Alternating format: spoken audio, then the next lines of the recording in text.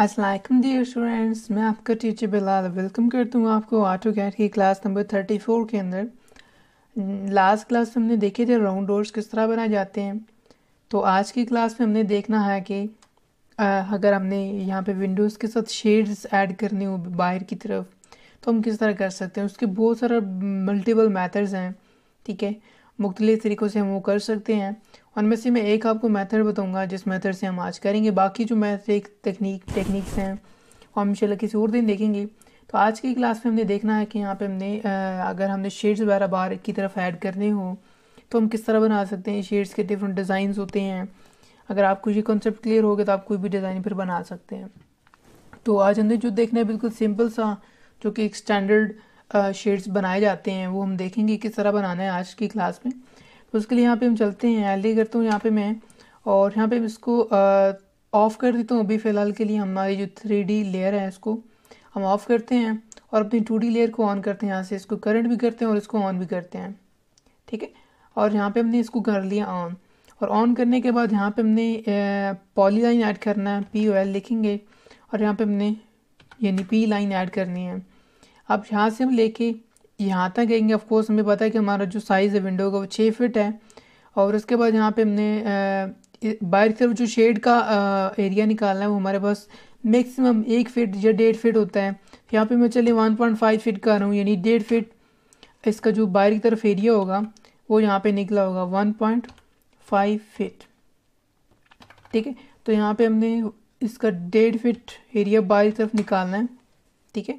और उसके बाद हम इधर चलते हैं फिर 6 फीट, और उसके बाद यहाँ पे मैं CC कर रहा हूँ क्लोज, ठीक है। और उसके बाद यहाँ पे हम इसको कर लेते हैं यहाँ से UNI, इसको कर लेते हैं यूनाइट, ठीक है, यूनियन, और इसको सिलेक्ट करें पूरे को और राइट क्लिक कर लें, ठीक है। खैर हम जब पॉली लाइन से कोई भी चीज़ बनाते तो ऑटोमेटिकली ये जुड़ी होती है, ठीक है। वैसे अगर लाइन से आप बनाएंगे तो वो बीच में मसला करती है। तो ये चीज़ हमने बना लिया। अब हमने करना कि इसको हमने करना है एक्सट्रूड। तो उसके लिए हम वापस चलते हैं, यहाँ पे हमने वापस चलना है अपनी 3D लेयर के ऊपर, और यहाँ पे मैं करता हूँ 3D वॉल्स को ऑन, और करता हूँ ऑन भी, और हम इसको रखते हैं करंट भी कर देते हैं, ऑन भी कर देते हैं। और अब इसके ऊपर हमने बनाना है एक रेक्टेंगल, REC करते हैं, रेक्टेंगल ऐड करना है यहाँ से लेके यहाँ तक, ठीक है। अच्छा, अब हम वापस आते हैं, अपनी 0 लेयर को हाइड भी कर देते हैं, ठीक है। और उसी के साथ साथ हमने यहाँ पे इसको एक्सट्रूड भी करना है। तो एक्सट्रूड करने के लिए यहाँ पे मैं ये XT लिखता हूँ यहाँ पे, और इसको मैं लेफ़्ट क्लिक और राइट क्लिक करके इसको एक्सट्रूड करूँगा यहाँ पे। यानी इसकी जो शेड है इसकी मोटाई कितनी होनी चाहिए। तो यहाँ पे मैक्सिमम जो हमारे पास होता है 4.5 इंच का होता है, 4 इंच या 4.5 इंच का शेड होता है। यहाँ पे मैं इसको 4.5 इंच या 4 इंच करता हूँ। चलिए 4 इंच यहाँ पे कर देते हैं। तो 4 इंचज़ हम करते हैं यहाँ पे इसकी विड्थ, यानी इसका जो मोटाई होगी वो। अब हम चलते हैं यहाँ पे बैक व्यू के अंदर और देखते हैं कि हमारा जो शेड है वो कहाँ पे पड़ा। ये हमारा शेड पड़ा हुआ है जगह पे, ठीक है। तो बेशक अगर आप इसको कोई डिफरेंट कलर देना चाहते हैं तो सेपरेट फिर लेयर पे बनाना पड़ेगा आपको। तो सेपरेट लेयर पे इसको बना के आप काम कर सकते हैं इसके ऊपर। अब हमने करना क्या, यहाँ से इसको सिलेक्ट करना, और सिलेक्ट करने से पहले हम इसको मूव करवा लेते हैं, left click then right click, और उसके बाद यहाँ से हम इसको मूव करते हैं और यहाँ पे हमने इसके ऊपर जाके सेट कर देना है, ठीक है। अब हम चलते हैं टॉप व्यू के अंदर, यानी ऊपर की तरफ हम आ गए। अब यहाँ पे इसको करते हैं फिर से मूव, और left click then right click, और उसके बाद जूम इन करते हैं, और इधर इस पॉइंट से लेके अब वहीं पे आके एग्जैक्टली सेट करेंगे जहाँ पे ये होना चाहिए, यहाँ पे। अच्छा जी, अब मैं आपको 3D ऑर्बिट में लेके जाता हूँ और यहाँ पे आपको दिखाता हूँ कि ये किस तरह लग रहा है। ये एग्जैक्टली कुछ इस तरह के शेड्स की मैं बात कर रहा था, जो कि अक्सर विंडोज़ के एग्जैक्टली नीचे होते हैं, सॉरी ऊपर बने होते हैं, सॉरी विंडोज़ की ऊपरी वाली साइड पे बने होते हैं, ये इस तरह के। देख लें, एक हमने ऐड कर लिया, 1.5 फीट का बाहर की तरफ निकला हुआ है। ये एक साइड से भी देखेंगे तो आपको अंदाज़ा होगा कि किस तरह बना है ये। अब हमने करना क्या है, हमने बैक व्यू में आ जाना वापस, इसका बैक व्यू, और उसके बाद यहाँ पे जूम इन करना है, और यहाँ ये पे हमने इसको कर लेना CO copy, left click right click, और यहाँ से हम पिक करते हैं एक कोने से इसको, और इस तरह मूव करके ले जाएंगे आगे, ठीक है। यहाँ पे टॉप व्यू में आ जाते हैं, वापस जो 3D ऑर्बिट में चले आते हैं। यहाँ से ऑर्बिट व्यू में जाएंगे तो आपको सही परफेक्टली अंदाज़ा हो जाएगा कि ये किस तरह लग रहा है। तो ये देखें बिल्कुल परफेक्ट हो गया एकदम। अच्छा, उसके बाद हमने इस साइड पे भी सेम साइज़ छोड़ा हुआ है विंडो का, तो यहाँ पे भी हम वही काम करते हैं कि हम चले जाते हैं इसके टॉप व्यू के अंदर, और उसके बाद यहाँ से इसको मैं करता हूँ CO copy, CO left click right click और यहाँ से पिक करते हैं और आगे ले जाते हैं, यहाँ पे लाए। उसके बाद यहाँ से उसको हमने करना है रोटेट, RO करते हैं, लेफ़्ट क्लिक राइट क्लिक और एक कोने से पकड़ के इसको हम रोटेट करवाते हैं इस एंगल पे। आप इसको करते हैं move left click right click और यहाँ से इसको पकड़ के हम आगे ले जाएंगे, और तो थोड़ी देर के लिए ऑफ़ कर दें, यहाँ पे रखा। उसके बाद यहाँ पे हमने कर देना है 3D O यानी हमें तो अंदाज़ा हो जाएगा सही से कि हम इसको कहाँ पे रखना चाह रहे हैं, ये कहाँ पे होना चाहिए ये। तो ये जी हमने इसको इस जगह पे सही सेट करना है। तो यहाँ पे इसको मैं करता हूँ move left click right click और यहाँ से इसको थोड़ा सा मूव करते हैं। अब एक और मसला आएगा कि जब हम इस एंगल पे कोई स्पेसिफिक एंगल नहीं है ना यहाँ पे, लेकिन टॉप व्यू भी दिखा रहा है, लेफ़्ट व्यू भी दिखा रहा है, थोड़ा सा फ्रंट भी दिखा रहा है, तो यहाँ पे एक मसला आएगा। इसीलिए हम करते हैं यहाँ पे 2D वायर फ्रेम ऑन कर लें और इसकी मदद से आप इसको सही परफेक्टली सेट कर सकते हैं। यहाँ पे मैं करता हूँ वायर फ्रेम आ जाएगा ऑटोमेटिक 2D वायर फ्रेम। तो ये देखें अभी मेरी विंडो दिख रही है आसानी से, यहाँ से लेके यहाँ तक हमारा विंडो है। हम करके उसको मूव करवाते हैं लेफ़्ट क्लिक राइट क्लिक और उसके बाद यहाँ से पकड़ के हमने इसके साथ टच कर देना। तो ये देखिए 2D में काम कर लें तो ज़्यादा आसान हो जाएगा, इजीली सेटिंग कर सकते हैं आप इसकी। अच्छा जी, उसके बाद हमने इसको करना है CO कॉपी, हमें इधर भी चाहिए तो सेम प्रोसीजर है इसका, बल्कि इसकी जगह हम इसको ले आते हैं तो ये सही रहेगा। CO करते हैं copy left click right click और हम इधर से पे करते हैं और सीधा हम चले आते हैं अपने ड्राइंग रूम की बाहर वाली साइड के ऊपर और यहाँ पे सेट कर देते हैं। तो ये भी हो गया सेट इधर। अब हमने यहाँ पे किचन के साथ इसको सही करना है, तो उसके लिए फिर से हम वही काम करते हैं, CO कॉपी करते हैं और इसको के बाद यहाँ से हम इसको पिक करेंगे और सेम यहीं पे आके लगा देंगे।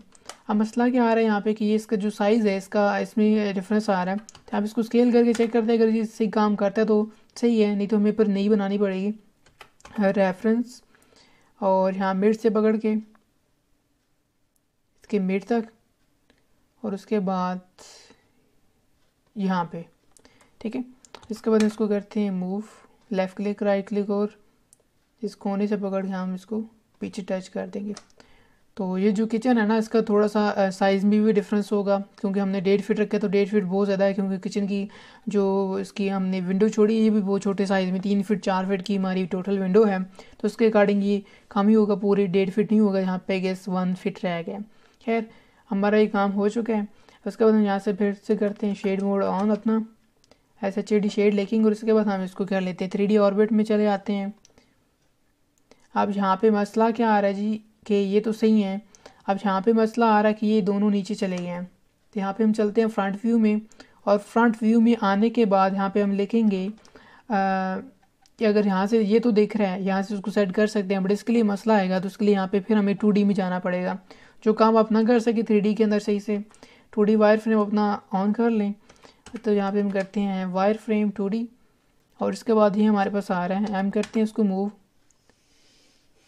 लेफ़्ट क्लिक और ये हमने इसके ऊपर क्लिक किया, लेफ़्ट क्लिक और राइट क्लिक और यहाँ से हम इसको पिक करके ले जा रहे हैं ऊपर,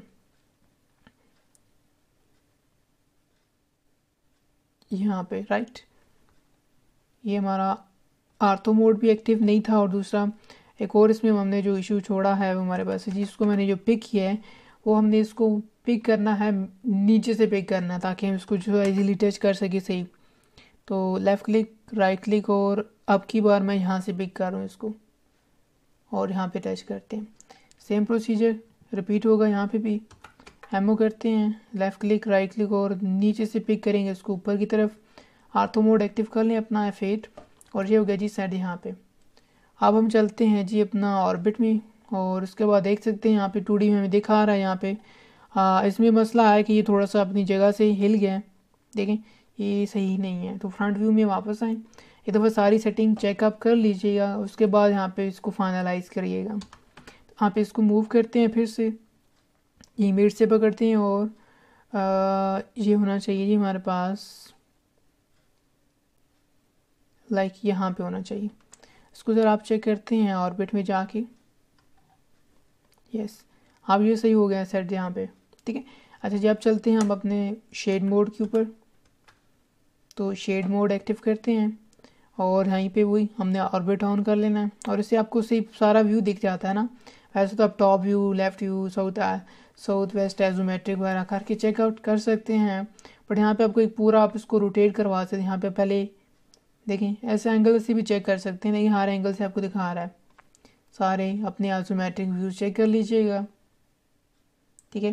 ठीक है, जैसे क्लिक करेंगे इधर, ये हर तरह से आपको दिखा रहा है यहाँ पे, नॉर्थ, ईस्ट, वेस्ट, एवरीथिंग।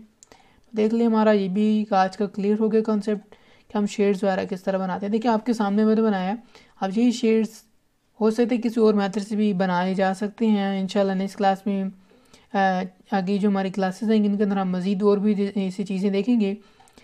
ऐसे काम में अक्सर ऐसे काम होते हैं कि जो कि एक मेथड से नहीं बल्कि मल्टीपल मेथड से किए जा सकते हैं, ठीक है। जैसे कभी मैंने बनाया, आप ज़रूरी नहीं कि इसी मेथड से आप जो है ना बनाएंगे, इसके और कई मेथड हैं जिसके जरिए आप जो है ना ये काम कर सकते हैं।